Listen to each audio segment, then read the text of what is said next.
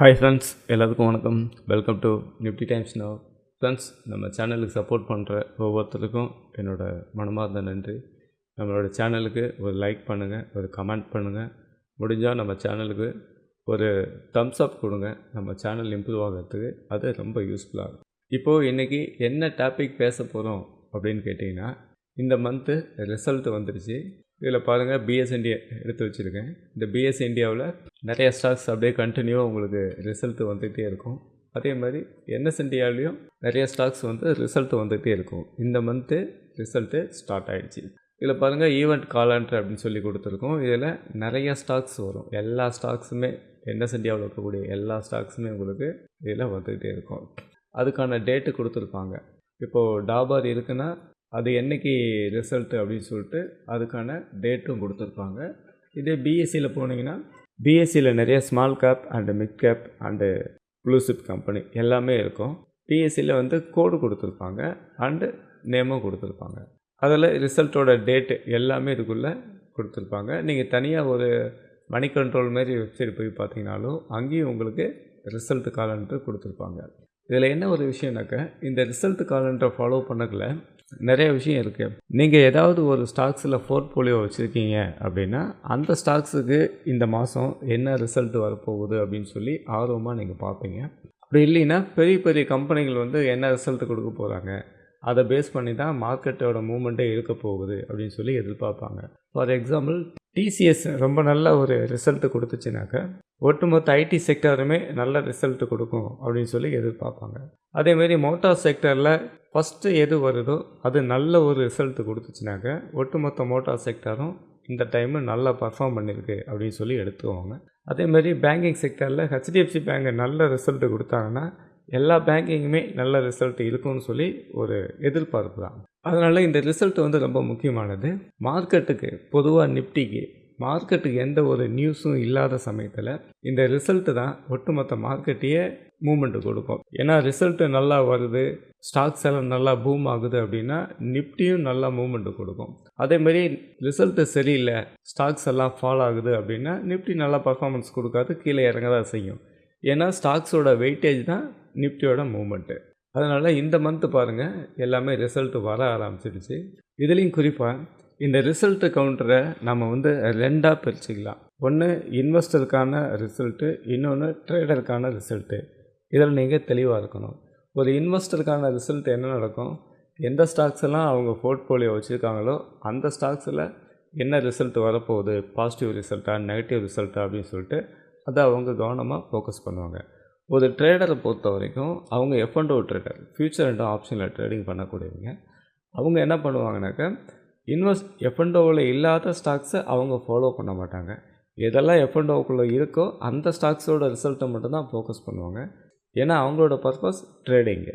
அப்படி பார்க்கும்போது நம்மளோட வெப்சைட்டில் பாருங்கள், niftytimesnow.com, இதை நீங்கள் செலக்ட் பண்ணி பாருங்கள். நம்மளோட வெப்சைட்டில் இந்த பாயிண்டில் பாருங்கள், ஈவெண்ட் அண்ட் ரிசல்ட் அப்படின்னு சொல்லி ஒரு பேஜ் கொடுத்துருக்கேன். இதை நீங்கள் செலக்ட் பண்ணி பார்க்கும்போது ரொம்ப கிளியராக ஒரு ட்ரேடருக்கு தேவையான எஃப்&ஓவில் இருக்கக்கூடிய அந்த ரிசல்ட் கவுண்டர் எல்லாமே ரொம்ப கிளியராக வந்துடும். இந்த இடத்துல பாருங்கள், அதானி எனர்ஜி சொல்யூஷன் 1/7/2026 இது நேற்று ரிசல்ட் இருக்குது. அப்போ அடுத்ததாக பார்த்தீங்கன்னா 3/7 நெஸ்டல் இந்தியா 3/7 ரிசல்ட் இருக்குது. எல்ஐசி ஹவுசிங் ஃபினான்ஸ் 6/7 ரிசல்ட் இருக்குது. நம்ம எல்லோரும் எதிர்பார்க்கக்கூடிய டிசிஎஸ் 9/7/2026 ரிசல்ட் இருக்குது. அப்படியே ஒரே வரிசையாக ஆர்டராக எல்லா கவுண்டருக்கும் ரிசல்ட் வந்துடும். இது யாருக்கெல்லாம் பயன்படும்னு கேட்டிங்கன்னா, ஒரு எஃப்&ஓ ட்ரேடருக்கு பயன்படும். அவங்க ஒவ்வொரு வெப்சைட்டாக தேடி போய் பார்த்து அவங்க அலைய தேவையில்லை. ரெண்டாவது, இன்றைக்கி ஒரு கவுண்டரில் ரிசல்ட் இருக்குன்னா அதுக்கான ஸ்ட்ராட்டஜியும் நீங்கள் தனித்தனியாக போய் தேடி பார்த்து அலைய தேவையில்லை. இங்கேயே இதுக்குள்ளே எல்லாமே கவர் பண்ணி கொடுக்குறோம். ஷேர் மார்க்கெட்டில் பார்த்திங்கன்னா ரிசல்ட்டை அடிப்படையாக வச்சு ட்ரேடிங் பண்ணக்கூடிய நபர்கள் நிறையா பேர் இருக்காங்க. அவங்க ஒரு சீசனாக ட்ரேட் பண்ணுவாங்க. எப்போவுமே ஜனவரி, பிப்ரவரி, மார்ச் இந்த 3 மாதம் முடிஞ்சு வெட்டி ஏப்ரல் மந்த்து எல்லாத்துக்குமே உங்களுக்கு ரிசல்ட் ஸ்டார்ட் ஆகும். ஏப்ரல், மே, ஜூன் இது 3 முடிஞ்சு ஜூலையில் எல்லா ஸ்டாக்ஸுக்கும் ரிசல்ட் ஸ்டார்ட் ஆகிடும். ஒவ்வொரு 3 மந்த்து முடிஞ்சு வெட்டி நெக்ஸ்ட் மந்த்து ரிசல்ட்டு கொடுப்பாங்க. அப்போ இயர் எண்டுக்கான ரிசல்ட்டு மார்ச் மந்த்து வரும். ஃபினான்சியல் இயர் மார்ச் மந்த்து வரும். அப்போ இந்த ட்ரேடருக்கு ரொம்ப முக்கியமானது. இதில் என்னென்னா, நம்ம நிறையா இடங்களில் போயிட்டு ஒவ்வொரு வெப்சைட்டில் என்ன இருக்குது அதை தேடி பார்த்து அதுக்கான டெக்னிக்கல் சார்ட்டு வேறு ஒரு இடத்துல இருக்கும், அங்கே போய் நம்ம தேடி பார்க்கணும். அதுக்கான ஓப்பன் இன்ட்ரெஸ்ட்டு மற்ற கண்டென்ட் டேட்டாலாம் இன்னொரு இடத்துல இருக்கும், அங்கே போய் நம்ம தேடி பார்க்கணும்.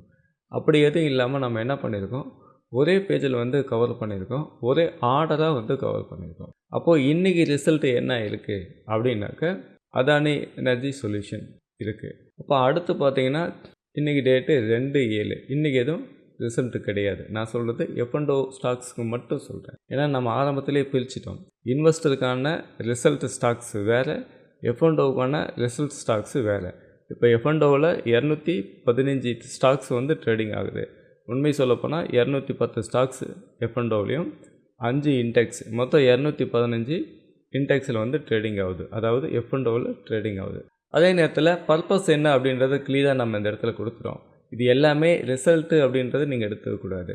இந்த இடத்துல பாருங்கள், Adani energy solution fund raising தான் பண்ணுறாங்க. இவங்க ரிசல்ட்டு கொடுக்கல.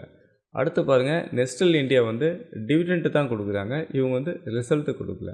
அதை நீங்கள் கவனிச்சிக்கணும்.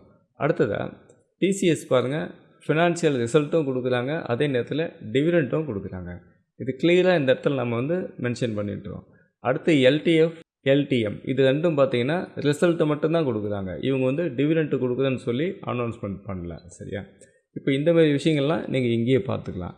இந்த இடத்துல பாருங்கள், ஐசிஐசிஐ புருலி இந்த ஸ்டாக்ஸ் எடுத்துக்கிட்டிங்கன்னா இது அதர் பிஸ்னஸ் மேட்டருக்காக ஒரு மீட்டிங் மட்டும்தான் போடுறாங்க. அப்போ இந்தமாரி கண்டென்ட்டெல்லாம் உங்களுக்கு இதுக்குள்ளேயே வந்துடும். எப்போவுமே ஒரு ஸ்டாக்ஸை நீங்கள் புரிஞ்சுக்கோங்க, ஒரு நியூஸ் இருக்கணும். ஒரு நியூஸ் இல்லை அப்படின்னாக்க அந்த ஸ்டாக்ஸு மூவ்மெண்ட் இருக்காது. அதாவது மூவ்மெண்ட்டை நீங்கள் ரெண்டாக பிரிச்சுக்கணும். நார்மல் மூவ்மெண்ட், ஸ்பெஷல் மூவ்மெண்ட் அப்படின்னு சொல்லி ரெண்டாக பிரிச்சுக்கணும்.